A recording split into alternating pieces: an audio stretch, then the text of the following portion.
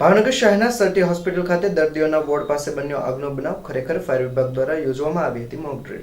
ગઈકાલે રાત્રે ફાયર વિભાગ પર સરટી હોસ્પિટલ ખાતેથી આગ લાગવાનો બનાવ માટે ફોન આવે છે, જેને લઈને તુરંત જ ફાયર બ્રિગેડ ઘટના સ્થળે પહોંચી આગને કાબૂમાં પણ લે છે. પરંતુ ખરેખર આ કોઈ આગનો બનાવ ન હતો, પરંતુ ફાયર વિભાગ દ્વારા યોજવામાં આવેલી સુરક્ષાના હેતુને ધ્યાનમાં રાખીને મોકડ્રીલનું આયોજન કરાયું હતું. જો કે દર્દીઓના વોર્ડ પાસે અચાનક આગનો બનાવ બનતા દર્દીઓના જીવ ઊંચા થઈ ગયા હતા. પરંતુ ફાયર વિભાગે તુરંત જ જઈ આગને કાબૂમાં લઈ સુરક્ષાના પગલે હેતુ ખાતે સરટી હોસ્પિટલ ખાતે મોકડ્રીલ યોજી હતી.